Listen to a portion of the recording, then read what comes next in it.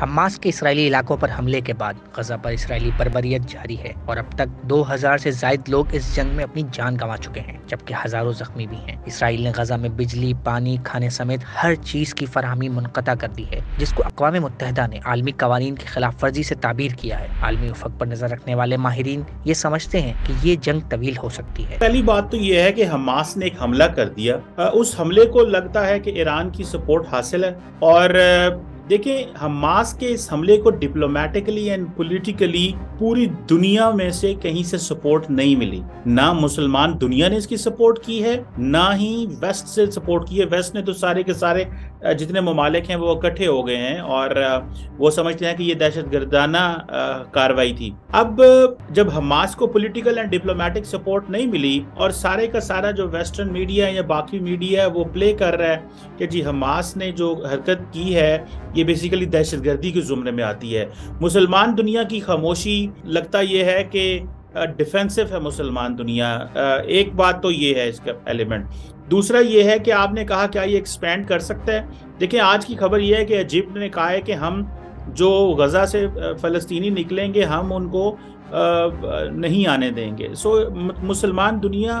دیکھتی ہے غزہ کو as a liability. Mass back foot پہ چلی گئی ہے، مسلمان دنیا میں سے کسی نے اس کی سپورٹ نہیں کی۔ ایران پرٹیکولر فردر اس ملٹری ایکشن کو سپورٹ کرنے میں آئسولیٹ ہو گیا ہے۔ اور آپ پاکستان کو بھی دیکھیں، پاکستان نے بھی بڑی جو ہے وہ ہلکی سٹیٹمنٹ دی ہے، بلکہ انڈیا زیادہ انگیج ہے فلسطین اور اسرائیل میں ایز کمپیئر ٹو پاکستان۔ سو ساری کی ساری مسلم ورلڈ جو ہے اس نے ایک ڈیفرنٹ سینیریو بن گیا ہے اس کے بعد۔ اس حملے کے بعد مسلمان ممالک بالخصوص عرب دنیا میں لوگوں کا ایک شدید رد عمل سامنے آ رہا ہے، جس نے 2020 سے اب تک ہونے والے ابراہم اکارڈز کو نہ صرف خطرے میں ڈال دیا ہے بلکہ سعودی عرب سمیت مزید مسلمان ممالک کو اس کا حصہ بننے کی راہ میں بڑی رکاوٹ بھی کھڑی کر دی ہے۔ ابراہم اکارڈ میں یو اے ای، بحرین وغیرہ نے تو اب ریکگنائز کر لیا اسرائیل کو، اب سعودی عرب کرنے جا رہا تھا، اور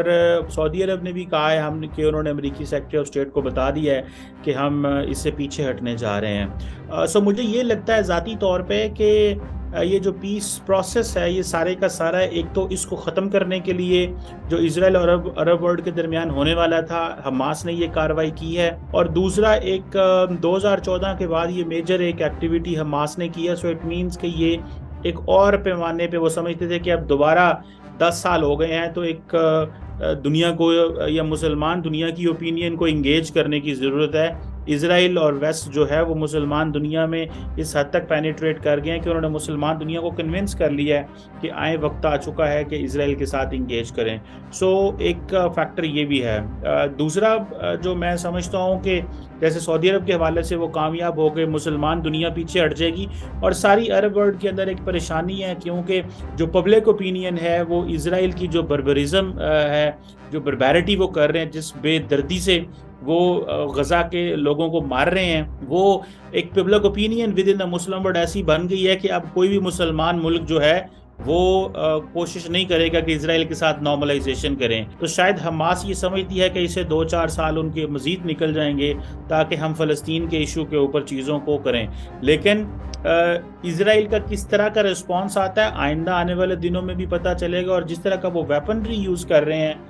وہ نہ تو ڈسکریمنیٹ کر رہے ہیں پبلک میں اور نہ ہی حماس میں۔ سو اٹ مینس کہ یہ ایک ڈیفرنٹ قسم کی ہسٹری جو ہے وہ مڈل ایسٹ میں لکھی جائے گی، جو کہ شاید آئندہ آنے والے دنوں میں عرب ممالک کے لیے مشکلات پیدا کرے گی۔ سوال یہ بھی ہے کہ کیا اس قسم کے حملے عالمی سطح پر دہشت گرد تنظیموں کو نئی قوت مہیا کر سکتے ہیں؟ یہ جو حماس کی کارروائی ہے اس کو اگر آپ تھوڑا سا کیئرفلی مانیٹر کریں اور اس کو دیکھیں کہ مسلم ورلڈ کا جو ایک